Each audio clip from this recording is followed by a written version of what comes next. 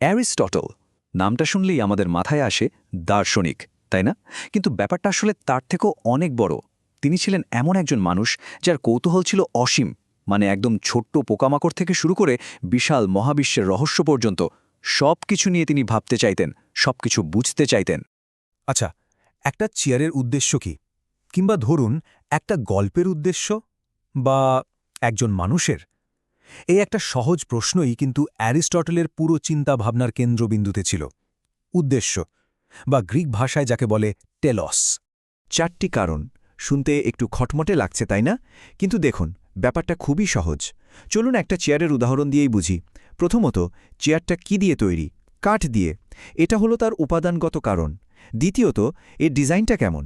এমন একটা আকার যা এটাকে চেয়ার বানিয়েছে, টেবিল বা অন্য কিছু নয়। এটা হলো আকারগত কারণ। তৃতীয়ত, এটা বানালো কে? একজন কাঠমিস্ত্রি। উনি হলেন নিমিত্ত কারণ।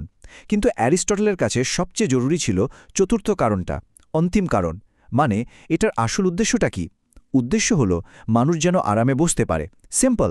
তো সবকিছুর পেছনে একটা উদ্দেশ্য খুঁজে বের করার এই যে চেষ্টা, এর জন্য কিন্তু চিন্তাভাবনার একটা নতুন রাস্তা দরকার ছিল। আর সেই রাস্তাটাই ছিল তার সময়ের জন্য একেবারে বৈপ্লবিক একটা ব্যাপার। আর এখানেই তিনি তার গুরু প্লেটোর থেকে একদম আলাদা হয়ে যান। প্লেটো কি বলতেন?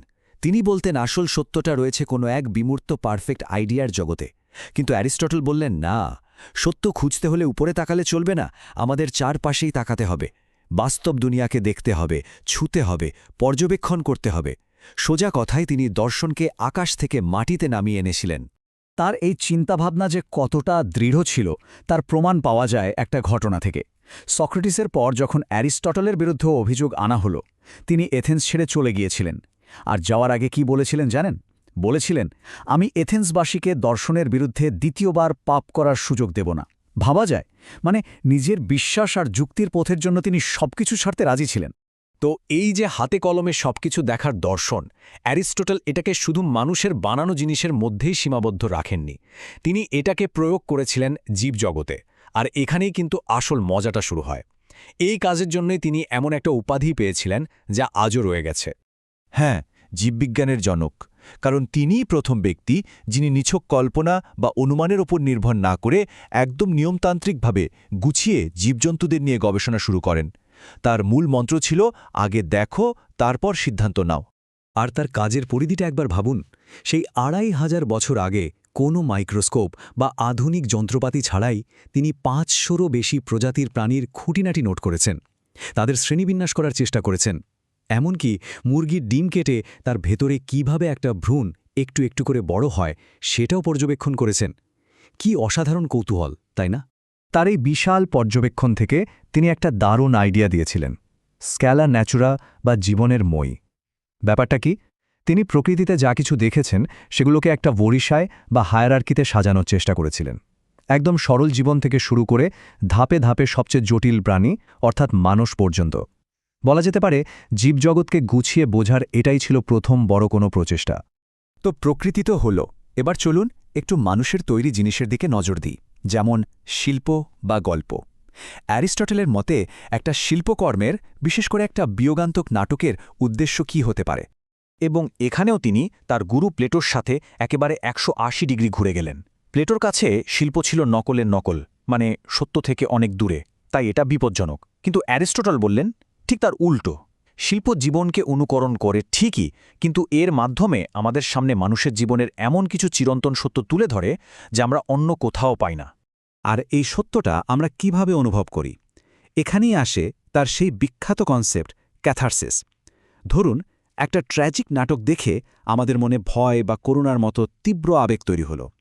অ্যারিস্টটলের মতে এই আবেগগুলো অনুভব করার মাধ্যমে আমাদের ভেতরের চাপা কষ্টগুলো বেরিয়ে যায়, আমরা এক ধরনের মানসিক মুক্তি বা পরিশুদ্ধি লাভ করি। এটাই হলো শিল্পের আসল উদ্দেশ্য। বেশ, শিল্প তো গেল, এবার আসা যাক আরও বড় ক্যানভাসে, সমাজ আর রাজনীতি। একটা রাষ্ট্রের আসল উদ্দেশ্যটা কি? একটা সরকার কেন দরকার? অ্যারিস্টটলের কাছে রাষ্ট্র কিন্তু জোর করে চাপিয়ে দেওয়া কোনো ব্যবস্থা নয়। এটা একটা স্বাভাবিক ব্যাপার যা মানুষের ভালো থাকার জন্যই তৈরি হয়। মানে রাষ্ট্রের একটাই প্রধান কাজ, তার নাগরিকদের জন্য একটা সুন্দর, ভালো জীবন নিশ্চিত করা। এর থেকে বড় কোনো উদ্দেশ্য নেই। আর তিনি বিভিন্ন ধরনের সরকারকে খুব সুন্দরভাবে ভাগ করেছিলেন। দেখুন, একদিকে আছে সঠিক সরকার, যারা সবার ভালোর জন্য কাজ করে, আর অন্যদিকে আছে এর বিচ্যুত বা খারাপ রূপ, যারা শুধু শাসকের স্বার্থ দেখে। যেমন একজনের শাসন যখন ভালো হয় সেটা হলো রাজতন্ত্র, কিন্তু সেটাই যখন খারাপ হয়ে যায় তখন তাকে বলে স্বৈরতন্ত্র। একইভাবে কয়েকজনের ভালো শাসন হলো অভিজাততন্ত্র, আর খারাপটা হলো ধনিকতন্ত্র। তবে অ্যারিস্টটল কিন্তু শুধু আদর্শের কথা বলে থেমে যাননি, তিনি খুব বাস্তববাদী ছিলেন। তিনি জানতেন যে একেবারে নিখুঁত একটা সরকার ব্যবস্থা পাওয়া প্রায় অসম্ভব। তাই তিনি একটা মাঝামাঝি পথের কথা বলেছিলেন, পলিটি। এটা কি? এটা হলো এক ধরনের সাংবিধানিক সরকার যেখানে মূলত মধ্যবিত্ত শ্রেণীর ভূমিকাটাই প্রধান। তার মতে এটাই ছিল সবচেয়ে স্থিতিশীল আর বাস্তবসম্মত সমাধান। আমরা প্রকৃতি দেখলাম, শিল্প দেখলাম, রাষ্ট্র দেখলাম। এবার চলুন সবকিছুর মূলে ফিরে যাই, সেই প্রথম প্রশ্নটা। কিন্তু এবার প্রশ্নটা বাইরের কোনো জিনিস নিয়ে নয়, এবার প্রশ্নটা আমাদের নিজেদের নিয়ে। একজন মানুষের জীবনের চূড়ান্ত উদ্দেশ্যটা কি? এই বিশাল প্রশ্নের উত্তর দিতে গিয়ে অ্যারিস্টটল একটা দারুণ পদ্ধতি নিলেন। তিনি ভাবলেন, আগে এটা খুঁজে বের করতে হবে যে ঠিক কোন জিনিসটা মানুষকে অন্য সব প্রাণী থেকে আলাদা করে। আর তার উত্তরটা ছিল খুব স্পষ্ট, যুক্তি।